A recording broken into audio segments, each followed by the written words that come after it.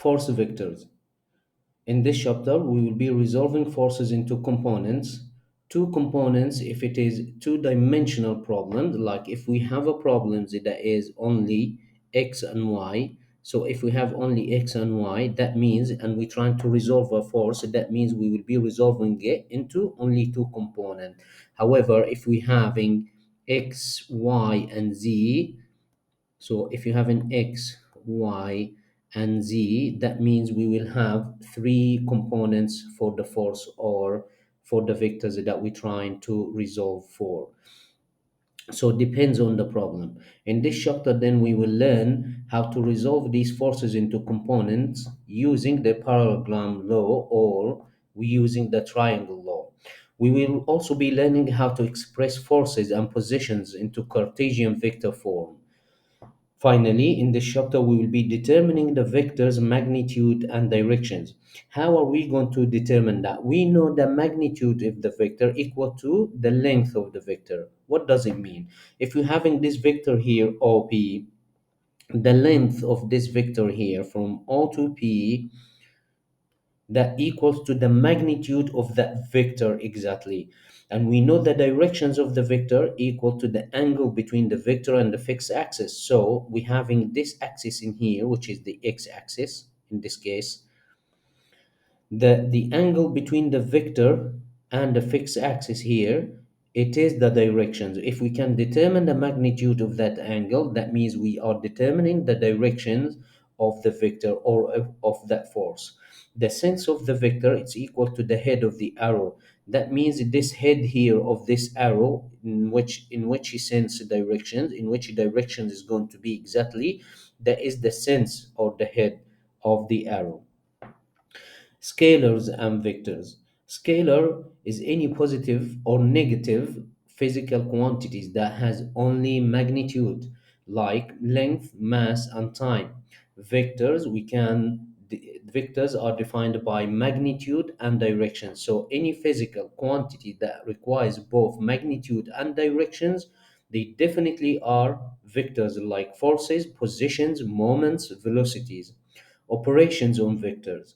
So multiplications and divisions of a vector by a scalar. If we were to multiply this vector here by a positive scalar or a negative scalar, if we're having here vector A, if we multiply that vector A here by a positive scalar, which is 2, that means we are increasing the length by 2. What does it mean? We said that the length of the vector, this length of this vector here, equal to the magnitude of the vector. So if we multiplying it by 2, that means we are doubling that length, or we increasing the length by the amount that we are multiplying by.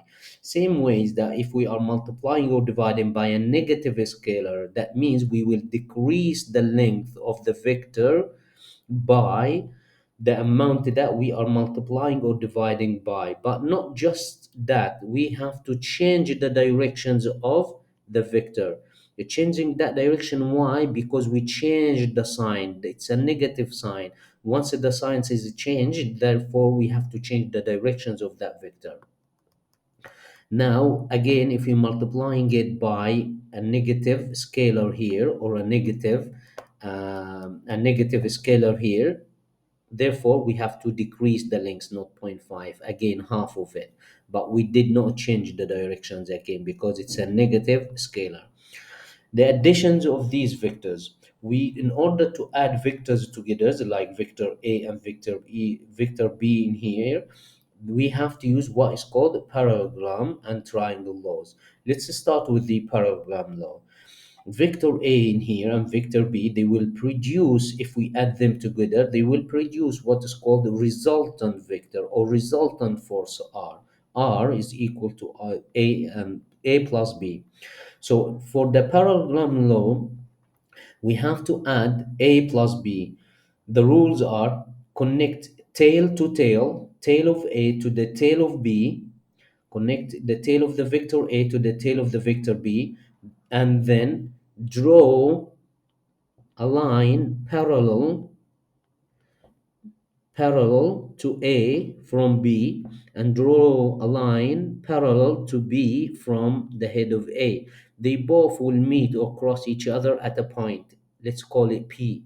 Therefore, then connect both of these from the point here from tail to tail to the point where they both met here, and this would be the resultant force as it's shown exactly in this example in here. We have vector A plus vector B. We connected we drawn the lines, and then we connected the final R is the resultant vector in this case, and we constructed a parallelogram. This is the parallelogram. That's why we call it a parallelogram law.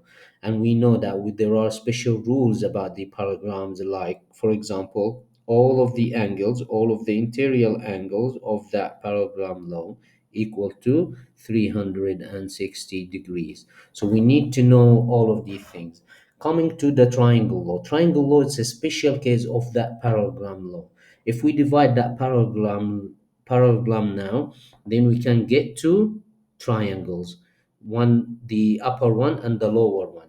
But when we try to add vectors or forces using the triangle law, what we do, we connect head to tail. So if we adding A plus B, then we taking the head of A to the tail of B, not tail to tail like the parallelogram. Then we complete the triangle, and this will be our resultant vector or resultant force. However, if we trying to add B plus A, therefore again we getting, this is B, the original B, then we get head to tail, the tail of A, and we connect the final side of the triangle to get this the resultant vector in here. A special case, when both coincides on a straight line, when vector A and B, both of them are on the same line, they are called collinear. Therefore, in this case, it doesn't matter whichever one comes before the other. If A plus B, that means are on the same line of action. A plus B equals, that is our resultant force. It's on the same line of action. In terms of subtraction is exactly same like additions of these vector exactly the same like subtraction with the smaller changes. It's a change of directions because we are adding a negative, or as if we multiplying by negative one. Or if it's a minus b, same as if we multiplying by negative one. And if we are multiplying by negative one, that means vector b will change directions. So we having vector a plus vector b. When we try to subtract a from b, or b from a, therefore that's vector a, and it changing direction because vector b is multiplied by negative 1 in here, therefore it will change its direction on that way. And here, that's how we connect. In this case, there will be tail to tail to construct, of course, our parallelogram law, and head to tail as if we were to use the triangle rule. Now, vector additions of forces. In order to deal with the rest of these types of forces, we have to know our cosine law, sine law, and also Pythagorean theorem. We will use them very frequently in this work.